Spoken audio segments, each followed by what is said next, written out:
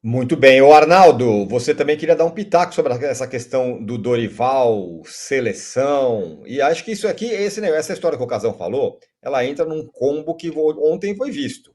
O São Paulo e mesmo o Dorival parece começando a ser visto de outra forma, sobretudo o Dorival. É muito interessante essa discussão, porque são técnicos, né? O Rosa falou bastante do Abel e da situação do Palmeiras, e o Casa bastante do Dorival.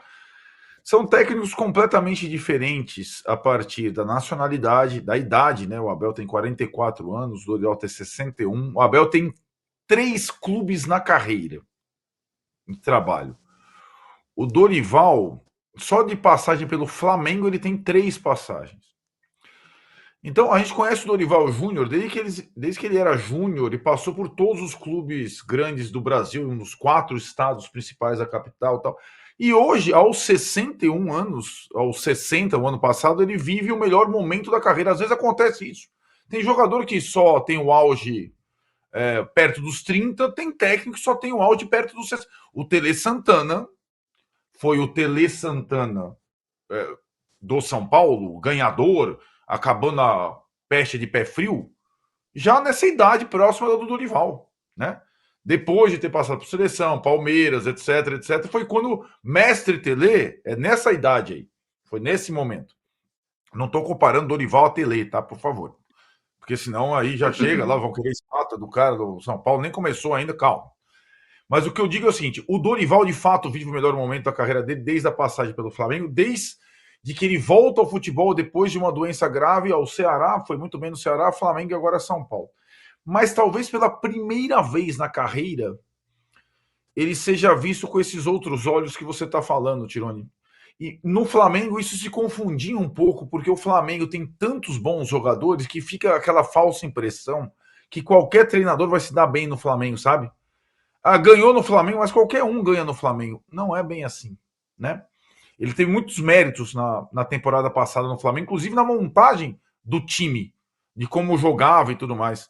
E taticamente, ele repete no São Paulo mais ou menos o desenho, sem a mesma qualidade técnica, mas taticamente, essa proposta que o Casão falou, surpreendeu o Abel, o Dorival sempre jogou para tentar impor o time dele ao outro, jogando, não só se defendendo.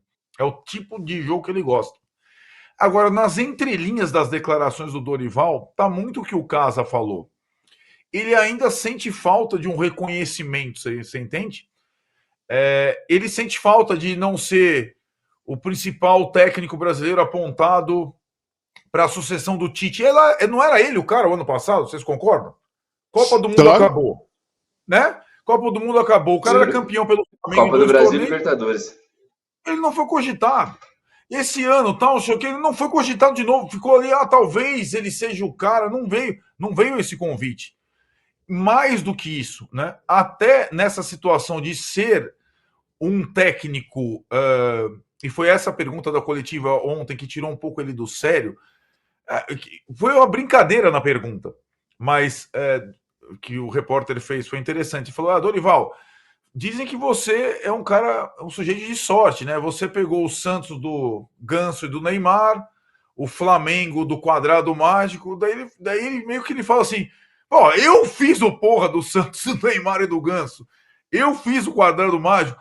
Então, acho que ele sente talvez um pouco falta desse reconhecimento, né? Talvez ele, mesmo tendo feito grandes trabalhos em outros locais. Só que agora tem uma diferença básica, que ele vai ter que lidar com isso,